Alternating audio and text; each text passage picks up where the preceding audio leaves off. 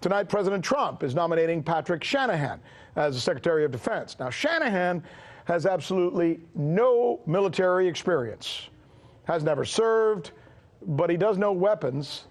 You know why? He has made a living working for a corporation that makes them and sells them. For 30 years, Shanahan has worked at Boeing. Boeing happens to be one of the world's largest military contractors. By the way, Shanahan would join more than a half dozen others recently. So this is not just a President Trump thing. Other presidents have done the same thing, nominating guys like this who have led the Pentagon without ever having served in the military. Now, is that a good thing? Should the U.S. government's Department of Defense, or as it used to be called, the Department of War, should it be run by somebody who actually works for a company who makes money off of war? Or is that a conflict of interest? What do you think?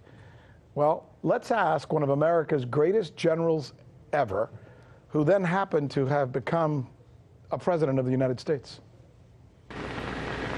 In the councils of government, we must guard against the acquisition of unwarranted influence, whether sought or unsought, by the military-industrial complex. The potential for the disastrous rise of misplaced power exists and will persist.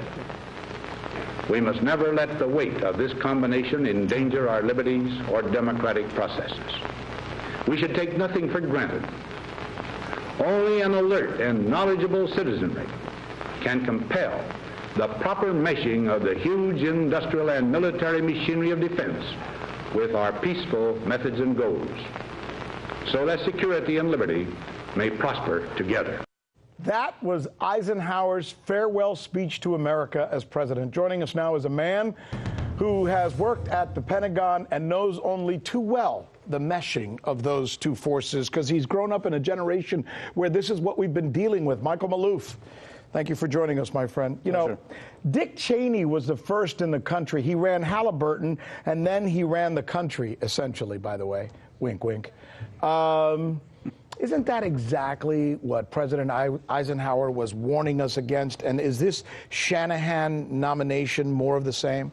It can be, except Cheney had more experience, policy experience and knowledge, and worked in the system. Shanahan has not. Yeah, Shanahan. I mean, Cheney was defense secretary before he was VP. You're right. That's correct. Yeah. And the other thing is that he Shanahan, in bringing this corporate experience, lacks strategic vision. All he can think of is corporate stuff. And this is what Trump wants, but it's not good for the country. Now, Mattis brought that strategic thinking, and look what happened to him. What this means is that from a policy standpoint, Shanahan is going to salute, if you will, Donald Trump, because he really lacks that experience. And when he was actually asked to be the acting secretary, he said, "I'm going to go to Iraq so I can learn something." But, Michael, what happened to conflict of interest? You and I were raised with parents and in a system where we always knew you can't do both things. If you work you can't be the fox and run the hen house, right? Well, that's what's emerging. I mean, the lines have blurred, and we're seeing that more and more. How do you get these business people who have been successful, like even Donald Trump has, what the appearance of conflicts of interest all the time. Yeah. But it's very difficult to pull someone from the corporate world and put them in a position such as this and expect that they're going to be But it goes beyond that. Let me be completely rudimentary and concrete, okay? If you work for a company and still have holdings in that company, as I'm sure he does, and you're a stakeholder in that company, right? And that company makes money when the United States goes to war, and you're now in a job where you have to make a decision whether or not we go to war, by golly, damn it to hell, aren't you always going to vote for war? Well, the problem there is that they have to recuse themselves from any consideration. Now, he's got a real problem because they're not. You know they're not.